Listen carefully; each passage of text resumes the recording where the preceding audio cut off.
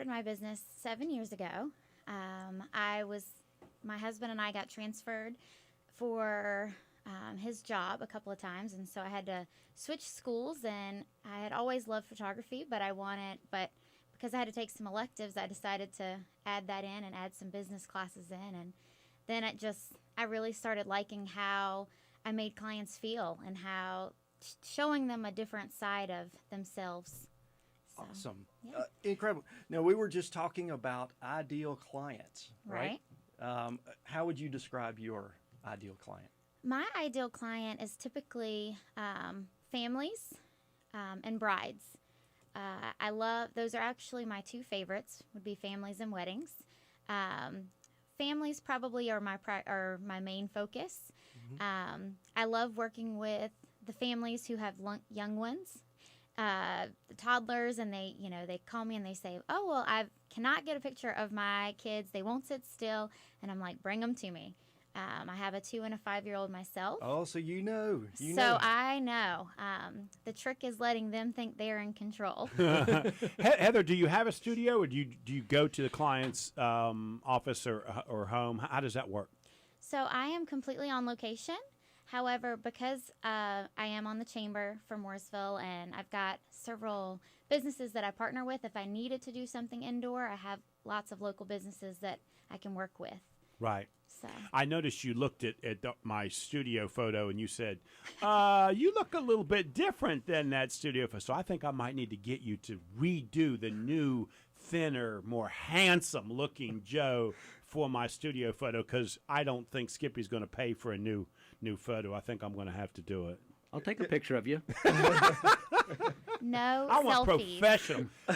And that's great that he said that, because that's the next question I want to get to. Okay. Explain the difference between a real professional photo, because there is one. I took the time to get some professional photos done for Facebook and LinkedIn and stuff like that. I can't describe why they look more professional, but they are. Can you help the business people out there listening so they know why there is still a difference? And even though Brian's iPhone does pretty good, it's not good enough. Well, a professional photo, your photographer is obviously a professional, so they're going to be able to capture you at your best angle.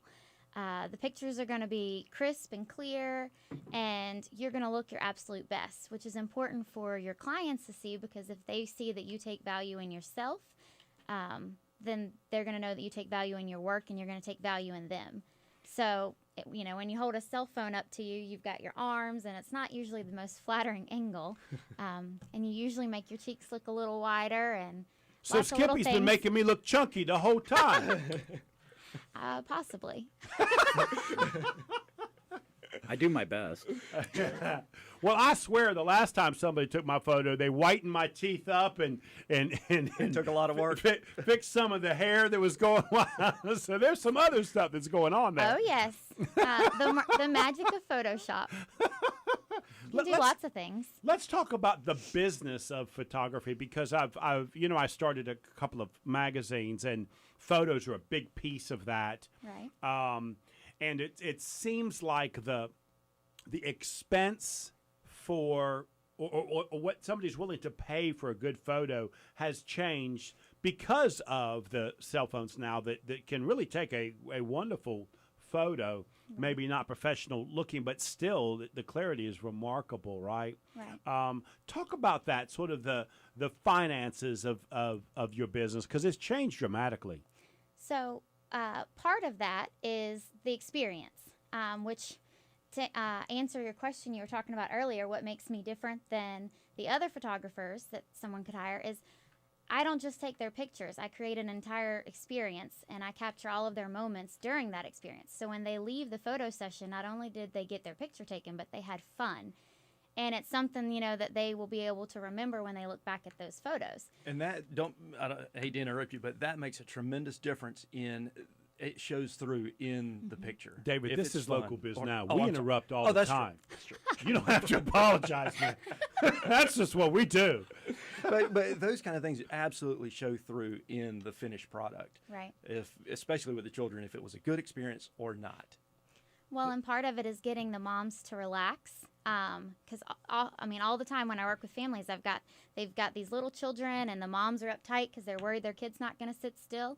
And I meet with them beforehand or talk with them beforehand and explain they most likely will not sit still, and that's okay. I know what I'm doing, so just trust in that. So I think as far as the expense part of it, if you build the value in what you're doing, and people will purchase what they want to purchase. They'll budget for what they want to budget for. And photography is not always going to be a priority for everyone, but for families, it should be. Especially life's too short and your kids grow too fast. So. And you really said it, which is value. Every business has to create value, and you don't get a chance to define that value. Clearly, your clients are going to define whether they think they've received value or not. And so that's a really interesting point. Right. What advice would you give a business person right now listening if they're thinking about starting a business? What advice would that be?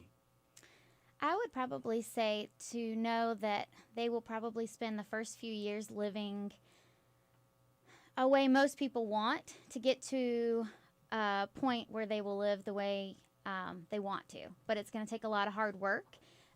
They're going to doubt themselves quite a bit. They probably will cry a little bit. But in the end, if you work really hard for what you want, good things will come. And you just have to be persistent and persevere.